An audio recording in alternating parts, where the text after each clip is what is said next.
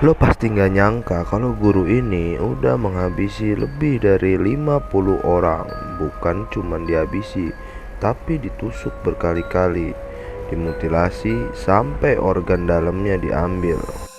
Dan yang bikin lebih gila, dia bilang kalau dia dapat kepuasan bukan dari seks, tapi dari ngelihat korbannya kesakitan. Namanya Andrei Chikatilo, orang Rusia yang akhirnya dijuluki The Rostov Reaper. Dan percayalah, kalau lo tahu detailnya, makin lo sadar kalau monster itu bukan cuman ada di film horor aja, tapi hidup di dunia nyata. Gimana ceritanya?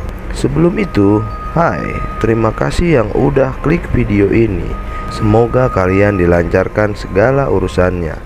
Di channel ini gue bakal bahas kasus creepy, true crime, sampai misteri-misteri gelap yang bikin lo mikir, anjir, ini beneran kejadian.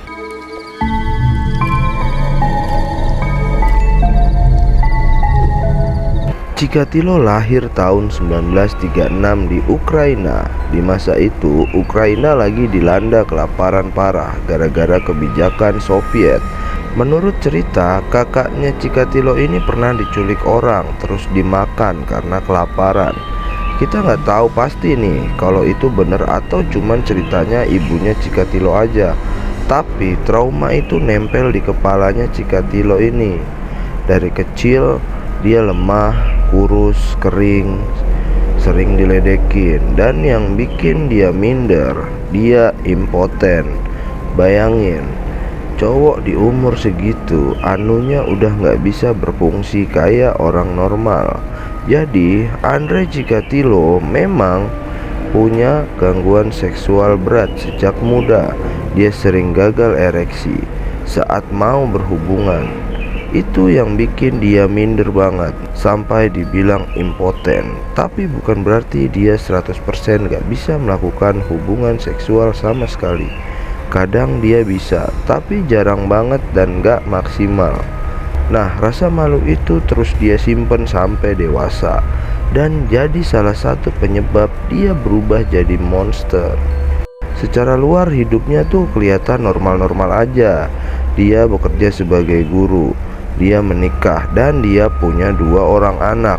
Dari luar orang lihat dia ya bapak-bapak biasa aja, tapi dari dalam dia tuh frustasi banget karena nggak bisa dapat kepuasan seksual secara normal.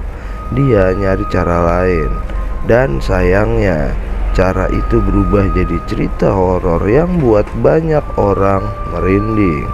Pada tahun 1978, korban pertamanya Chikatilo ini adalah seorang anak cewek umur 9 tahun, Yelena Jakotnova.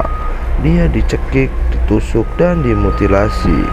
Setelah korban pertamanya itu, pintu setan tuh kayak kebuka lebar nih buat si Chikatilo. Dari tahun 78 sampai 90, Chikatilo menghabisi lebih dari 50 orang. Kebanyakan itu anak-anak, remaja, mau cowok ataupun cewek nih. Modusnya tuh mirip-mirip. Dia ketemu korban di stasiun, jalanan, atau terminal, pura-pura nawarin bantuan, makanan, ataupun hanya sekedar ngajak ngobrol. Pas korban ikut, korban ini dibawa ke hutan atau ke tempat sepi. Di sana korban tuh mulai tuh dicekik, ditusuk puluhan kali, dan sering dimutilasi. Ada yang matanya dicongkel, ada yang alat kelaminnya dipotong. Dan ngerinya, Chikatilo ngaku dia baru bisa puas kalau ngelihat korbannya kesakitan atau sekarat. Jadi kepuasan dia tuh bukan dari seks secara normal, tapi dari penderitaan orang lain. Ngeri banget.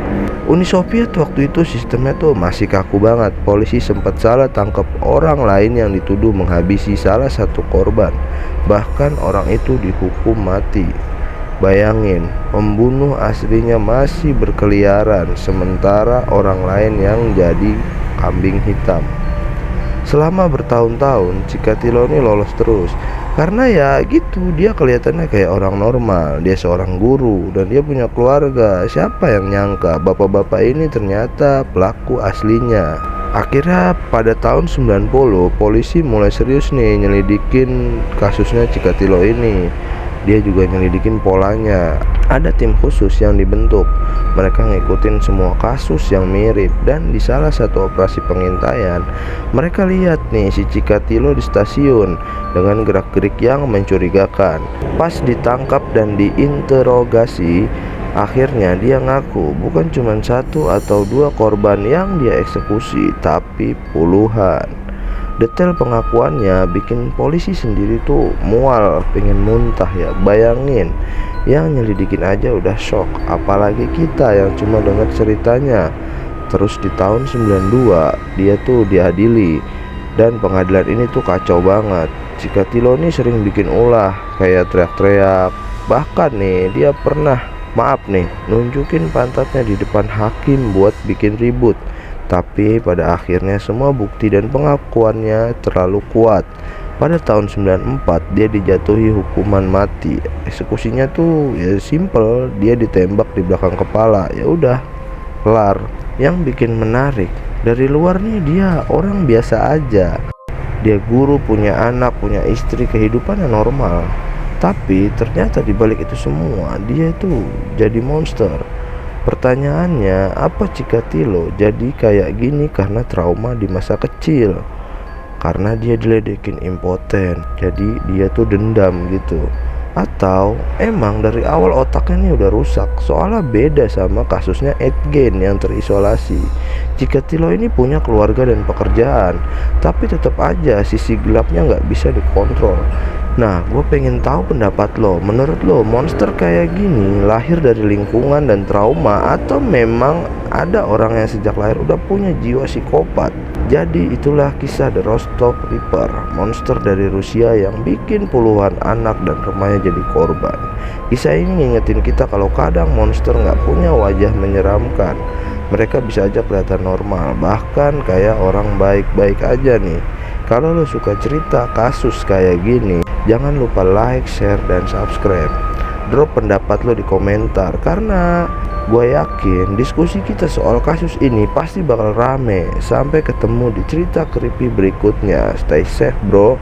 Jangan gampang percaya sama orang asing yang mukanya kelihatan baik, apalagi tetangga yang suka tiba-tiba baik kalau mau minjem duit. Haha. Bye.